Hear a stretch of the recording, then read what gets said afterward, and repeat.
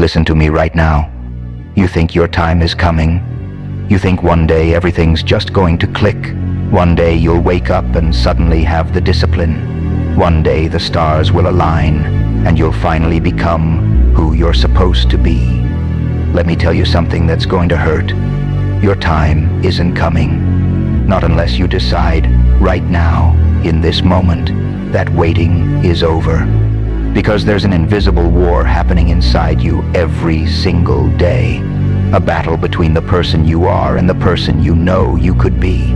And right now, the wrong side is winning. Most people lose this war without even knowing they were fighting it. They surrender to comfort. They negotiate with mediocrity. They make peace with being less than they're capable of.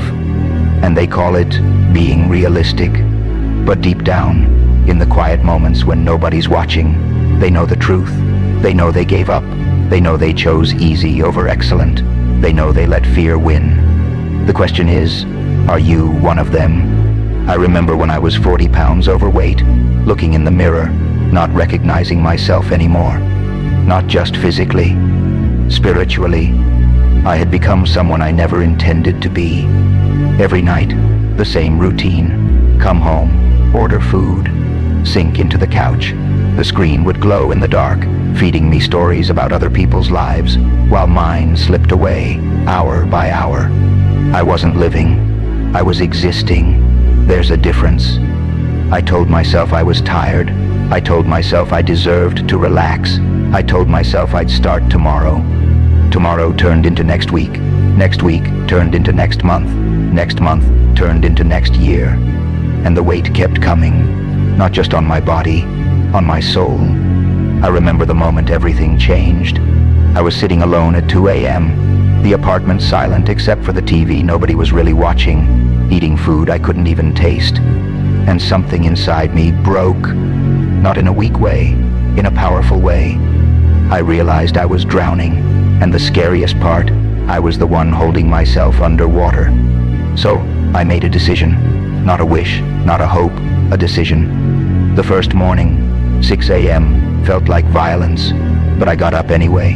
I laced up shoes I hadn't worn in months. I moved, even when my body begged me to stop. I started cooking real food, instead of ordering poison in a box. I stopped feeding the screen my attention, and started feeding my mind words that built me up instead of numbing me out. The first 3 months, pure energy, pure fire. I was unstoppable. Then month 4 came. The excitement died, the motivation vanished, and I was left with nothing but the cold, hard reality of discipline. No cheering crowd, no instant results, just me, the work, and the choice to keep going or quit like I always had before. That's when I learned the most important lesson of my life. Motivation is a spark. Discipline is the fuel. And the people who make it aren't the ones who feel like doing it. They're the ones who do it anyway. Day after day, rep after rep, meal after meal, choice after choice. Not because it felt good, because it mattered. You know what your problem is? You're addicted to comfort. You've convinced yourself that life should feel good all the time. That if something's hard, it means you're doing it wrong. But that's a lie. Comfort tells you to keep you trapped. Real growth doesn't happen in the easy moments. It happens when your body's screaming stop, your mind's begging for rest, and you say no.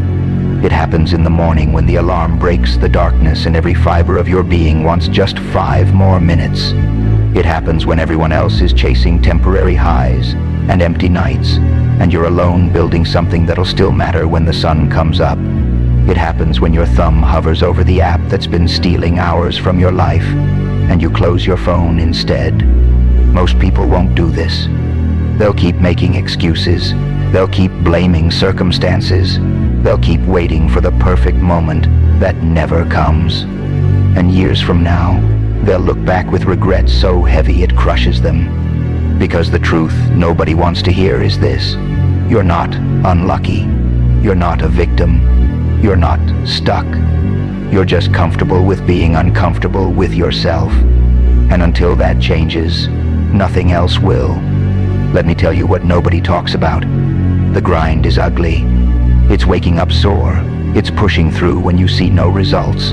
It's doing the same thing day after day after day with no applause, no recognition, no proof it's working. It's choosing the hard road when the easy one is right there, wide open, inviting. It's the moment your hand reaches for distraction, but finds purpose instead. The moment your body wants rest, but your spirit demands more. The moment everything in you screams quit, but something deeper won't let you. Pain isn't the problem. Pain is the currency. You pay it now or you pay it later, but either way, you pay.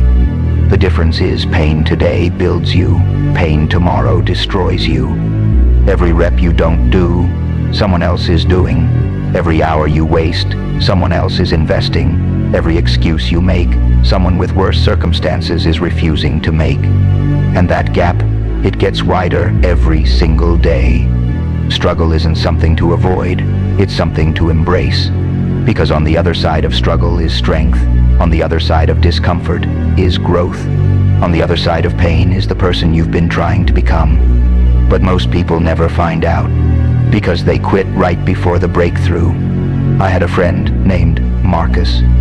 Smartest guy in the room. Always had been. Talented, charismatic, could have done anything he wanted with his life.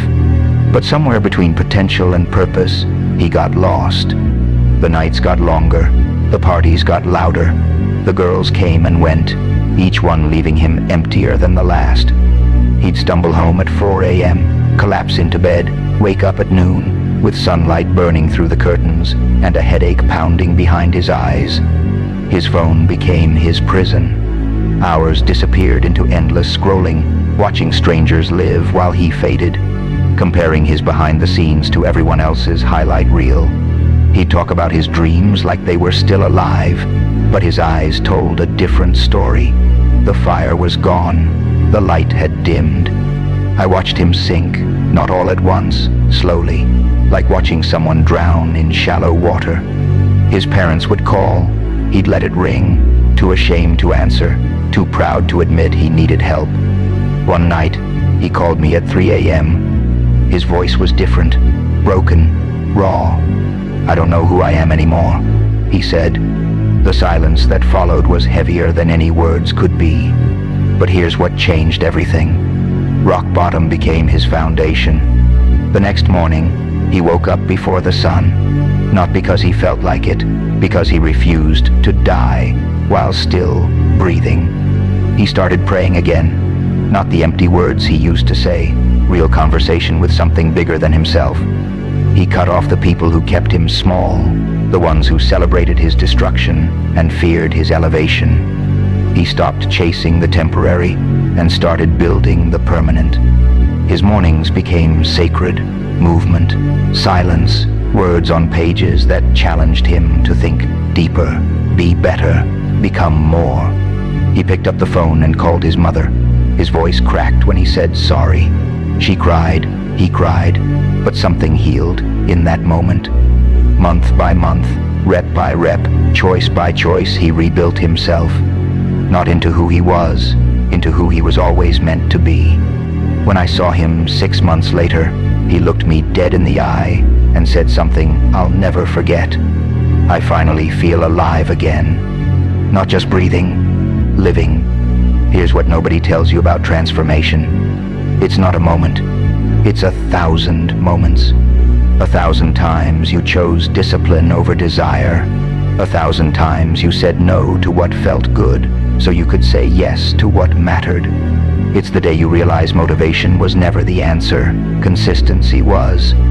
It's the day you stop looking for shortcuts and start respecting the process. It's the day you understand that every single choice is either building you or breaking you. There is no neutral. There is no pause button. Every moment counts. The body you want is built in the quiet moments when nobody's watching, when you choose fuel over poison, when you move, when you'd rather stay still. The mind you need is forged in the early hours, when the world sleeps and you're awake, when you're feeding your soul truth instead of distraction. The life you dream about is constructed in the unsexy daily discipline, the same routine, the same work, the same commitment when the excitement is long gone. Transformation isn't sexy, it's silent, it's slow, it's a daily decision to be better than you were yesterday. And the people who get it don't talk about it, they just do it. So let me ask you something. How much longer are you going to wait? How many more years are you going to waste, hoping things will magically change?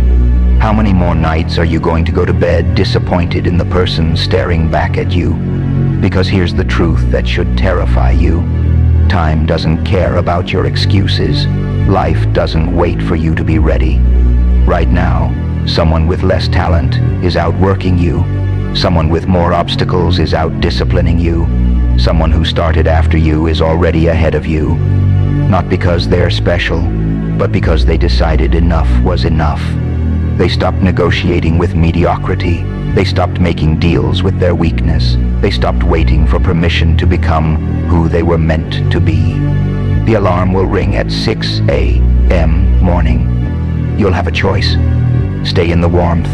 Stay in the comfort. Stay in the life you've always known. Or get up. Face the cold. Face the pain. Face the person you've been avoiding becoming. Your phone will buzz. Your bad friends will call. The world will try to pull you back into the noise. You'll have a choice. Stay distracted. Stay numb. Stay small. Or put it down. Look up. Start building. The people who used to keep you stuck will notice you changing. They'll try to pull you back. They always do. You'll have a choice. Stay loyal to your past. Stay comfortable with mediocrity. Stay trapped in who you were. Or let go. Evolve. Become who you're supposed to be. Every single day, you'll face these choices. And every single choice will determine everything. Because years from now, you're going to look back at this moment, and you're either going to thank yourself for starting, or hate yourself for waiting. The choice is yours.